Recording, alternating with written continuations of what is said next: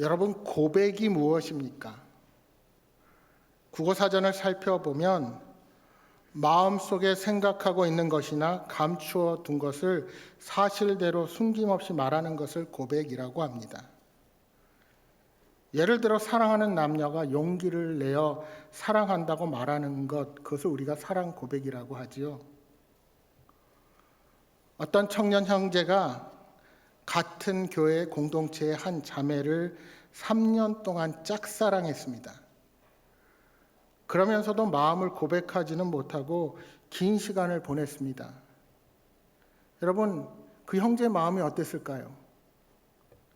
이것을 너무나 안타깝게 본 옆에 있는 다른 친구가 그 청년에게 이제는 고백할 때가 되지 않았느냐고 용기를 주어서 사랑 고백이 담긴 편지를 쓰게 되었습니다. 그리고 이 편지를 직접 전해줄 기회를 여러 번 있어서 시도했지만 그때마다 번번이 머뭇거리다가 전해주지를 못했습니다. 그러니까 이 편지가 바지 주머니에서 꼬깃꼬깃해졌습니다. 그러던 어느 날 정말 크게 마음을 먹고 결심을 하듯이 그녀에게 다가가서 아무 말 없이 편지를 건네주고는 도망치듯이 그 자리를 뛰쳐나왔습니다. 그리고 마침내 다음날 아침 그녀에게 만나자고 전화가 왔습니다. 지금 전화하네요, 누가? 예배 끝나고 전화하셔도 됩니다. 그러니까 그 청년이 얼마나 심장이 콩닥거렸겠습니까? 그런데 그 자매가 이 청년을 만나서 뭐라고 말했을까요? 우리 들어봤을 것 같은데 모르세요? 머뭇거리면서 이 자매가 이렇게 말합니다. 어저께 나한테 10,000원은 왜 줬어? 무슨 말인지 모르시는 분은 웃으신 분한테 예배 후에 물어보시기 바랍니다. 여러분, 고백이라는 게 참 쉽지 않은 일이지요. 그만큼 고백은 우리의 진실이 담겨 있어야 하고 그 말에 책임질 수 있을 때 하는 것이 고백이라 할 수 있습니다. 만약 한 남자 한 여자가 사랑을 고백하고 결혼을 하자고 했을 때 고백한 사람의 태도나 행동이 상대방에게 신뢰를 줄 수 없다면 그것은 진실한 고백이 아닐 것입니다. 여러분, 오늘 우리가 읽은 본문에는 두 가지 대비되는 질문이 있습니다. 그 하나는 인자를 누구라 하느냐? 이 말은 세상의 사람들이 예수님을 누구라 하느냐 이런 말입니다. 또 다른 하나는 너희는 나를 누구라 하느냐? 여기서 너희는 예수님의 제자들을 뜻하는 말입니다. 오늘날 이 자리에 예수님께서 오셔서 저와 여러분에게 물으신다면 이런 말입니다. 먼저는 세상 사람들이 나를 누구라 하느냐 하는 질문이고요.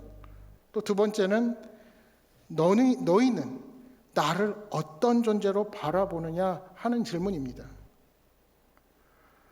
예수를 만나러 온 너는 나를 믿는다고 하면서 나를 누구로 어떤 존재로 고백하느냐 하고 물으시는 것입니다. 그럴 때 여러분은 뭐라고 대답하시겠습니까? 진실로 베드로처럼 주는 그리스도시요 살아계신 하나님의 아들이십니다 라고 고백하실 수 있으시겠습니까? 아니면 단지 세상 사람들처럼 세례 요한이나 엘리야 또는 에레미야 정도의 능력 있는 선지자, 전 세계에 있는 성인 중에 하나로 고백하시겠습니까? 오늘 우리가 주님은 그리스도시요 살아계신 하나님의 아들이라는 이 베드로의 고백에 담긴 뜻을 살펴보고자 합니다. 특별히 이 구절과 병행 구절인 마가복음 8장 29절에 베드로는 이렇게 말합니다. 주는 그리스도시니이다. 또한 누가복음 9장 20절에는 하나님의 그리스도시니이다. 그러니까 이 세 가지 본문에 공통되는 것이 있습니다. 주님을 그리스도라고 고백하고 있다는 것입니다. 그러니까 주님을 그리스도라고 고백할 때 그 대답에는 이런 의미가 담겨 있습니다. 주님은 바로 우리가 기다리던 메시아이십니다. 헬라어 문법상으로 보면 우리가 기다렸던 메시아, 그 주님이 바로 당신입니다 라는 고백이 됩니다. 이 그리스도라는 표현, 즉 헬라어 크리스토스는 기름 부음을 받다라는 뜻이 있습니다. 근데 여러분 구약 성경에 보면 기름 부음을 받는 사람들은 세 가지 경우가 있었습니다. 첫째는 이스라엘의 왕을 세울 때 기름을 부었습니다. 그리고 두 번째는 선지자를 세울 때 기름을 부었습니다. 세 번째는 제사장을 세울 때 기름을 부었습니다. 그러니까 주는 그리스도시오라는 말의 뜻은 주님은 왕이시오, 선지자요, 제사장입니다 하는 의미가 그 속에 담겨져 있습니다. 이런 주는 그리스도시오라는 대답 속에 나타나는 세 가지 의미를 이 시간 우리가 좀 살펴보고자 합니다. 첫 번째로 예수님은 바로 왕이라는 고백입니다. 우리가 기다렸던 메시아, 그 주님이 바로 왕이시라는 것입니다. 그렇습니다. 예수님은 이 땅에 오실 때 왕으로 오셨습니다. 누가복음 1장 33절에 천사가 나타나 예수님의 나심을 이렇게 예언합니다. 영원히 야곱의 집을 왕으로 다스리실 것이며 그 나라가 무궁하리라. 또한 예수님께서 베들레헴에서 태어나실 때 동방으로부터 온 박사들이 예루살렘에 이르러 이렇게 말합니다. 마태복음 2장 2절입니다. 유대인의 왕으로 나시니가 어디 계시냐? 우리가 동방에서 그의 별을 보고 그에게 경배하러 왔노라 하니.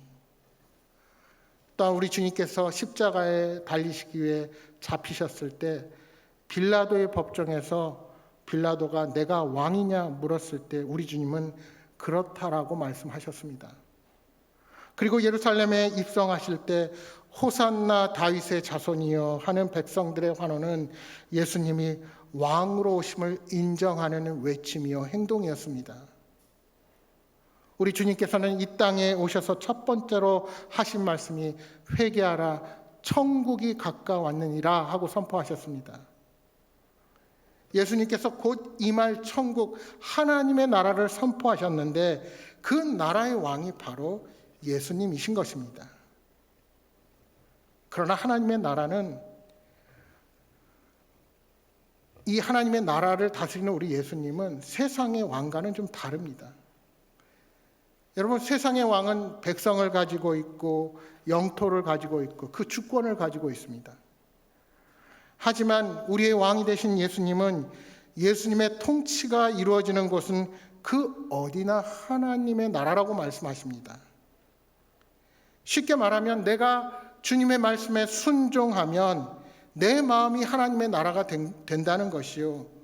내가 이웃과 사이의 관계에서 하나님의 명령대로 그 모든 일들을 이루면 바로 그 자리가 하나님의 나라가 될 수 있다는 것입니다.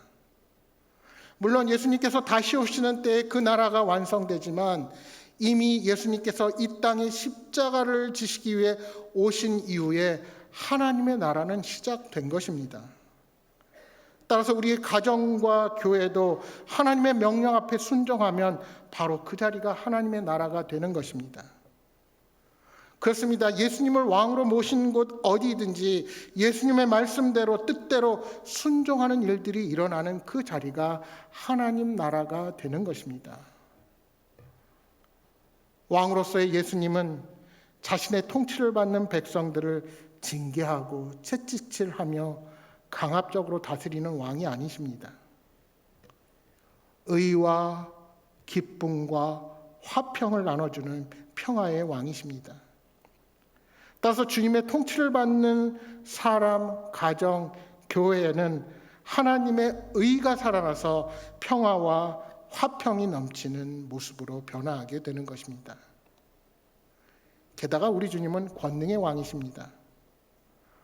왕 되신 주님은 죄로 말미암아 죽을 수밖에 없는 인간의 사망의 권세를 깨트리시고 또한 질병에서 노임받게 하시며 연약한 자를 강하게 세우시고 보호하시는 권세 있는 능력의 왕이십니다. 어떤 학자들은 이렇게 말합니다. 만약 우리 주님께서 나사로의 무덤 앞에 서서 나사로야 나사로야 나오너라 하시지 않고 그냥 나사로 이름 부르지 않고 나오너라 라고 말씀하셨다면 그 다른 옆에 있는 시체들의 무덤에서 다 시체가 살아날 것이다 이렇게 말합니다. 예수님께서 나사로라는 이름을 구체적으로 부르셨기 때문에 나사로만 그곳에서 나왔지 하마터면 시체들이 다 살아나고 부활해서 난리가 났을 것이라는 주장입니다. 저는 일리가 있는 주장이라고 생각합니다. 사망의 권세를 깨뜨리시는 주님, 어둠의 세력인 마귀에게 명하시면 그 악한 사탄도 쫓겨내는 능력의 주님, 자연에게 명령하시면 풍랑도 바다도 잠잠케 하시는 능력의 주님, 이러한 주님이 바로 저와 여러분의 왕이 되시는 것입니다. 여러분, 아브라함을 생각해 보십시오. 아브라함이 100세에 얻은 아들 귀한 이삭, 얼마나 귀합니까? 자기 눈에 넣어도 아프지 않을 아들입니다. 그런데 이 약속 가운데 얻은 아들을 하나님께서 제물로 바치라고 하셨을 때 아브라함의 마음이 어떠했을까요? 하나님, 내가 모든 것, 다른 것은 다 드릴 수 있는데 이 아들만은 안 됩니다 라고 말하며 아브라함이 그 명령에 거부했다면 그는 아마 믿음의 조상이라 칭함받지 못했을 것입니다. 그러나 아브라함은 순종할 수 없는 가운데서도 하나님의 말씀 앞에 순종했고 그때 그에게 하나님 나라의 통치는 이루어지게 된 것입니다. 빌립보서 2장 9절 이하 11절에 이렇게 말씀합니다. 이러므로 하나님이 그를 지극히 높여 모든 이름 위에 뛰어난 이름을 주사 하늘에 있는 자들과 땅에 있는 자들과 땅 아래에 있는 자들도 모든 무릎을 예수의 이름에 꿇게 하시고 모든 입으로 예수 그리스도를 주라 시인하여 아버지 하나님께 영광을 돌리게 하셨느니라. 여러분은 누구를 섬기면서 이 땅을 살아가십니까? 하나님만을 섬깁니까? 사실 우리는 알게 모르게 얼마나 우상 숭배를 하며 살아가는지 모릅니다.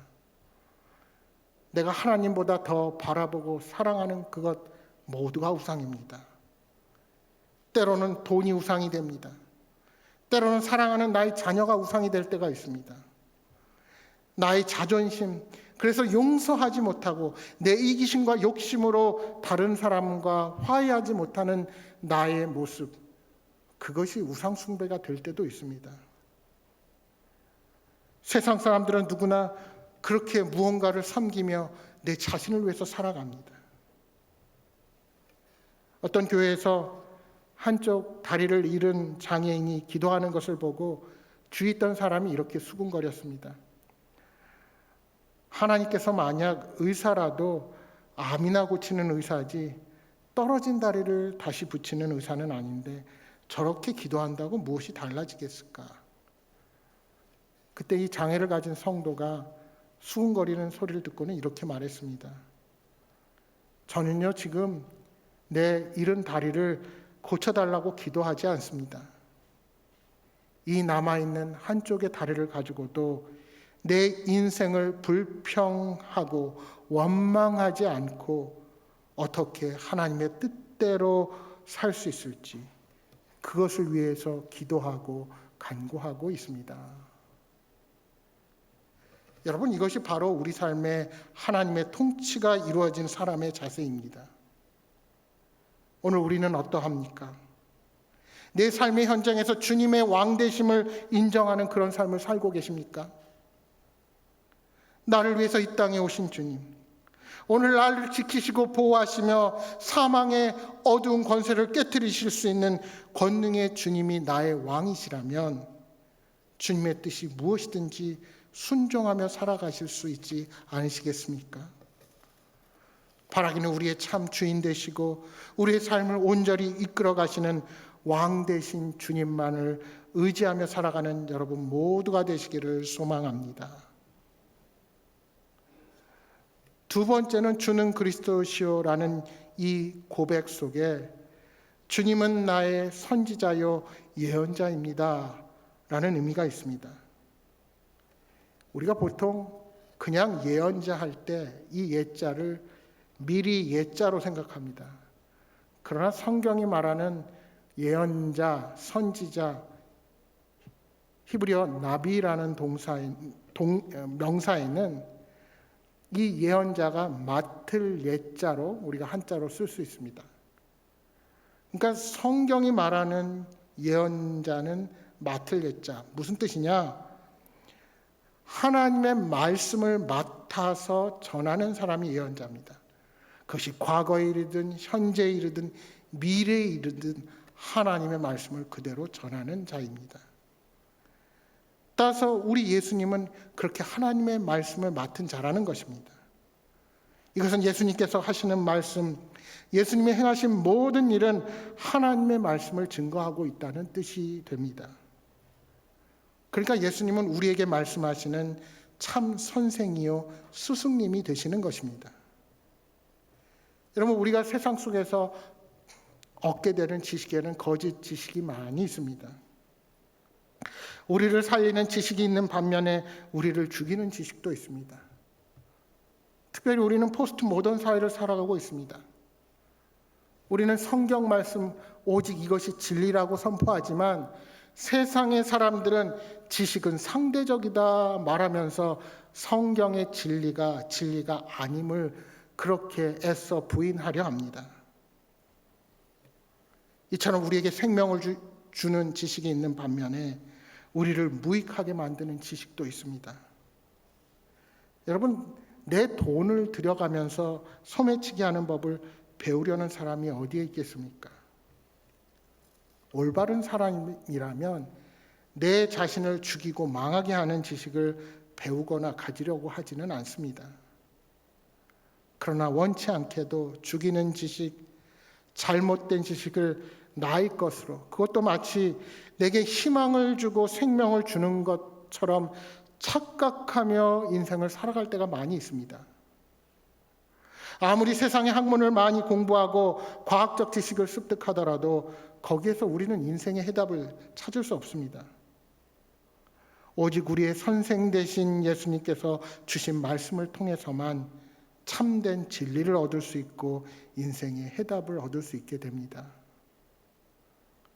우리 주님께서 말씀하신 대로 따라가면 때로는 그 일이 고난처럼 보이기도 하고 어려움처럼 보이기도 하지만 말씀의 궁극적인 결과는 생명이요 소망이요 우리 인생의 희망이 되는 것입니다. 이 믿음을 가지고 사는 것이 바로 주님은 나의 예언자요 선지자요 선생님이십니다 라는 고백입니다. 우리 주님께서 회당에서 가르치실 때 서기관과 바리새인들과 같지 아니하고 권세 있는 자처럼 가르쳤다고 성경은 증언합니다.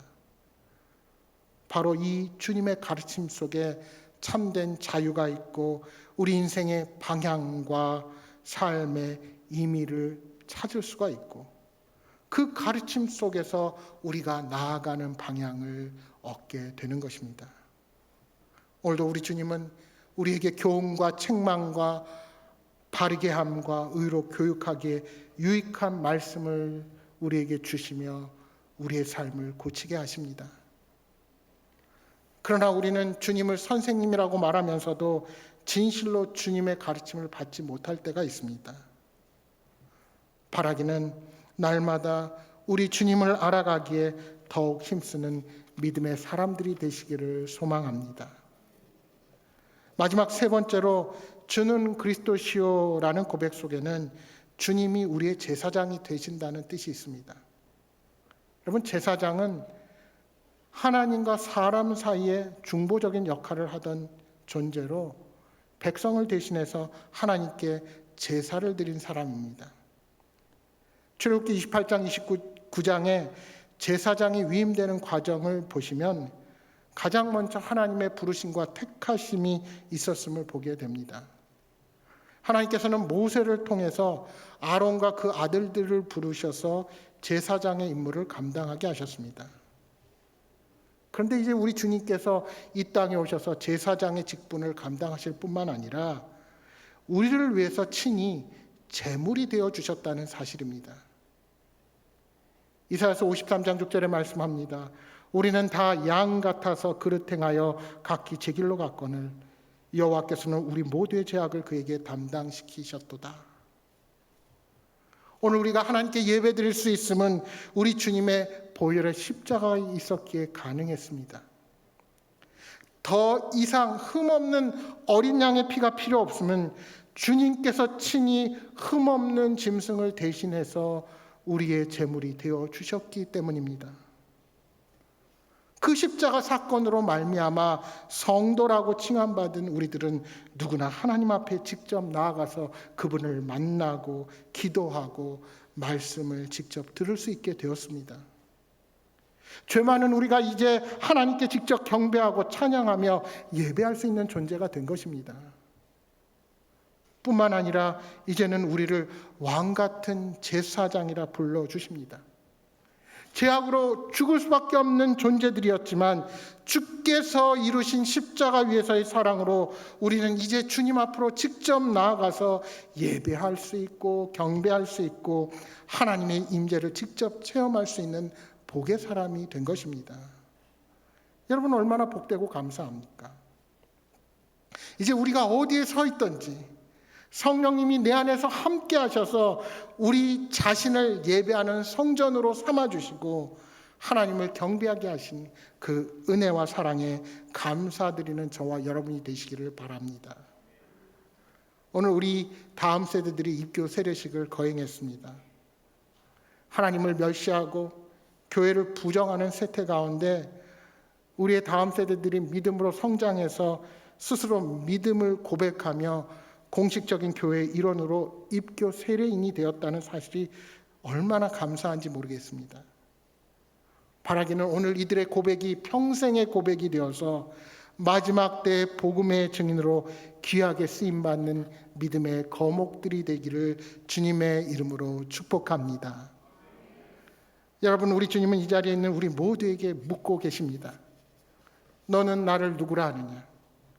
너는 진정 세상 그 무엇보다 나를 사랑하고 따르며 나를 위해 목숨을 바칠 각오가 되어 있느냐? 예전에 한 잡지에 실린 글을 소개하고자 합니다. 제목은 우리가 고백하는 하나님입니다. 우리는 하나님을 만유의 주라고 고백한다. 그러나 일상생활에서는 우리 자신이 만유의 주인 것처럼 살고 있다. 우리는 우리가 하나님 안에 살고 움직이며 존재하고 있다고 고백한다. 그러나 우리는 자주 하나님 없이 살고 움직이며 존재하고 있다. 우리는 산과 들의 짐승들이 다 하나님의 것이라고 고백한다. 그러나 우리는 골짜기의 짐승들이 다 우리의 것인 양 살고 있다. 우리는 하나님을 온 땅의 주로 고백한다. 그러나 실제 생활에서는 자기의 땅을 점점 넓혀간다. 우리는 살아있는 한 하나님을 찬양해야 한다고 고백한다. 그러나 실제로는 우리 자신을 찬양하는 경향이 짙다. 우리는 모든 것이 하나님의 소유라고 고백한다. 그러나 우리는 사람의 생명이 그 소유의 넉넉함에 있다고 잘못 생각하고 우리 자신의 소유를 늘리려고 애를 쓰고 있다. 우리는 하나님이 어디든지 계신다고 고백한다. 그러나 실제 생활에서는 하나님이 없다고 말하는 어리석은 자와 같이 행동한다. 우리는 하나님 안에 거하고 또한 하나님께로 돌이켜야 한다고 고백한다. 그러나 우리는 모두 다 양 같아서 그릇 행하여 각기 제 길로 갔다. 우리는 하나님이 하늘과 땅을 창조하셨다고 고백한다.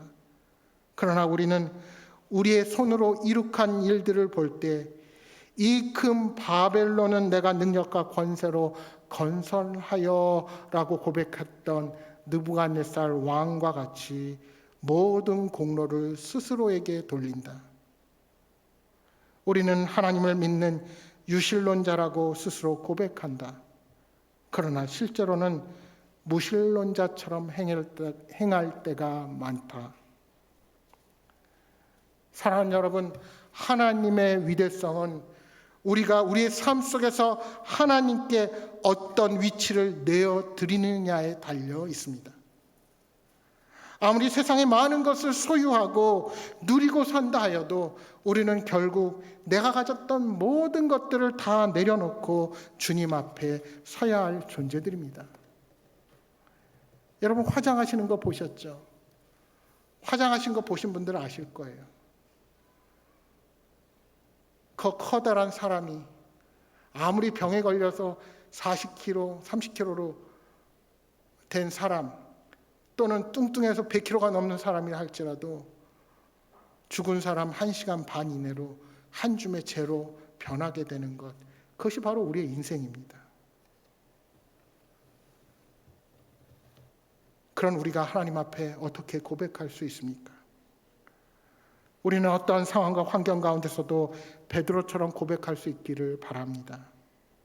습관적인 고백이 아니라 진정 세상 그 무엇보다도 소중한 예수 그리스도를 소유한 것 하나만으로 기뻐하며, 내가 가진 것이 없고 능력이 없는 것 같아도 세상을 의지하는 것이 아니라 오직 한 분 하나님만 바라며 우리의 삶을 주님께 드리는 여러분 모두가 되시기를 소망합니다. 2022년이 시작된 것이 얼마 되지 않은 것 같은데 어느덧 반년이 지나갔습니다.